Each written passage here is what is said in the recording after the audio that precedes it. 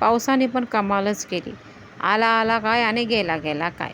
आला 2-3 दिवसात जो इतका जोराचा आला, अगदी आमचं चिंचवड गाव पवना नदीने भरून गेलेलं होतं. धनेश्वर, मोरया गणपती अगदी पाण्याच्या खाली गेलेले होते.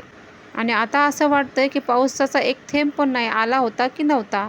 मग आता पाऊस पण नव्हता, काय नाही, वातावरण देखील छान. तर म्हटलं चला आता थोडंसं भाजीला जाऊया. त्यामुळे आम्ही निघालो बिल्डिंगमधून खाली आणि थेट आलो चिंचवडगावमध्ये. तर हे आहे माझ्या हातामध्ये पार्सल. हे पार्सल काय आहे? ते महिलांच्या आवडीचं पार्सल आहे. ते पाहण्यासाठी तुम्ही नक्की शेवटपर्यंत व्हिडिओ पहा. आमची झाली मग इथे भाजी घेण्याची सुरुवात. टमाटे, वांगे, गवार अशा बऱ्याच काही भाज्या घेतल्या. पण सर्वात महत्त्वाचं म्हणजे आम्ही आलो होतो इथे अळूची पाने घेण्यासाठी. एका भाजीवाल्याकडे अळूची पाने तर होते, पण अगदी बारकी बारकी होते. मग म्हटलं जाऊन दे, थोडं पुढं जाऊन घेऊ. इथे आजीबाई पण सगळा चिंचवडगावमध्ये पुलाचं जसं पवना नदीचं थैमान झालं त्याच्याविषयी थोडंफार सांगत होत्या. आम्हाला वाटलं पुढं थोडं गेलं की मोठे अळूचे पानं भेटतील, पण तिथे ते काय मिळालेच नाही.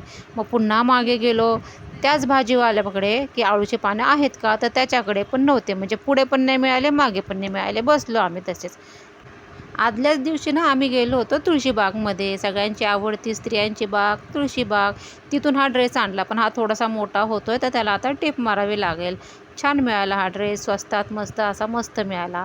मग काय बघता बघता आमची भाजी पण घेणं पूर्ण झालं आणि निघालो घरी.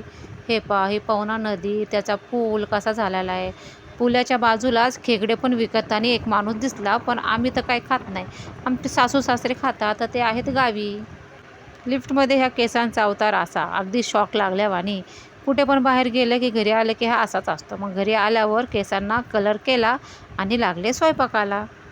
नेहमीचा जो स्वयंपाक असतो आपला तो तर मी करून घेतला, पण आज मुलं म्हटले थोडेसे भजे पण कर. तर भजे पण मी इथे करायला लागले. कांदा पण अगदी तिखट होता, तर मी इथे गोल गोल भजे केले. भजे झाल्यावर मुलं म्हटले की मम्मी गोल भजे का केले, आम्हाला खेकडा भजे खायचे होते. तर आधी सांगायला नको का. मग काय स्वयंपाक झाला आणि ताईचा कॉल आला की घरी ये, इथे पार्सल आले, हे पहा हे पार्सल. हे काय आहे, तर हे आहे एक तोरण.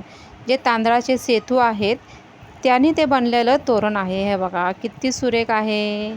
आवडलं असल्यास लाईक करा. Bye bye.